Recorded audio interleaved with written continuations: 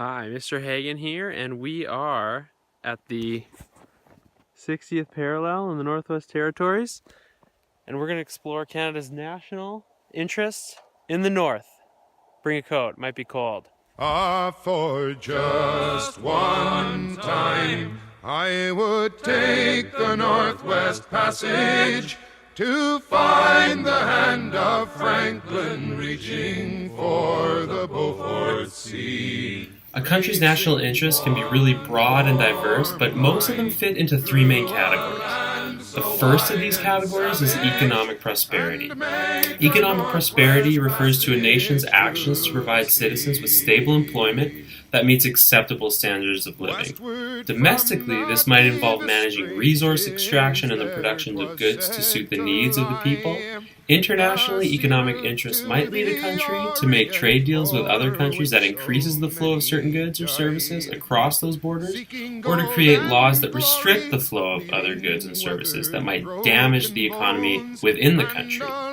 Another aspect of national interest relating to economic prosperity is the government's ability to regulate industries to ensure that workers' rights are observed and that industries in question are indeed providing a net benefit to the domestic economy.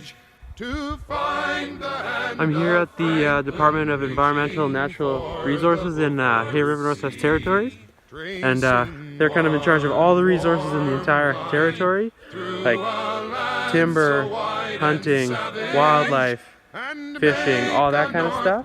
And yeah, it's super important for the economy, and it's just the one group that looks after it all. And it's so cold. The second category that things might fall into under national interest is security and safety. This is pretty straightforward. Nations seek to protect their citizens from external and internal threats. External threats to a nation's physical geography can be lessened by maintaining a standing army as a deterrent to other nations, or by diplomatic international relations.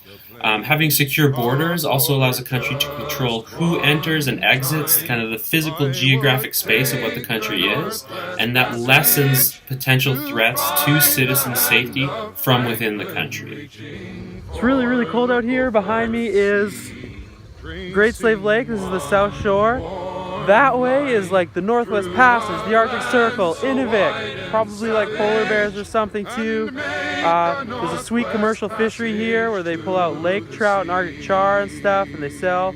And we'll go take a look at the Coast Guard that kind of makes all that happen too. It's basically an ocean surrounded by land. The final category of national interest are beliefs and values. These are things that may or may not be physical, tangible things, but are very, very crucial to kind of the culture of a country. They might include things like preserving or promoting a language and supporting the rights of its speakers, or it might be a practice that is unique to that country and the identity that they have. Essentially, the beliefs and values that a nation has might be very important to economic or security aspects, but they have a distinct cultural component that are unique to that country's collective national identity. The Coast Guard patrols the northern waters of Canada, helping stranded mariners and aiding in environmental protections.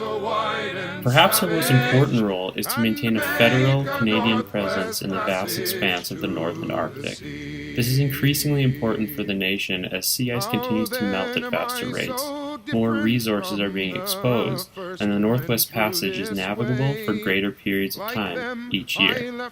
Maintaining this presence lets other countries like Russia, the United States, Denmark, and Norway know that Canada plans to contend for those resources as they are becoming available in the future.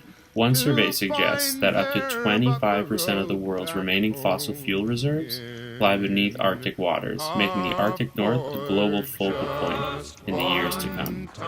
I am like 30 kilometers south of the Little Buffalo River of Port Resolute, Northwest Territories, and Canada is true and it is north. It is strong and freezing. Tracing one warm line through a land so wide and savage, and make a Northwest Passage to the sea.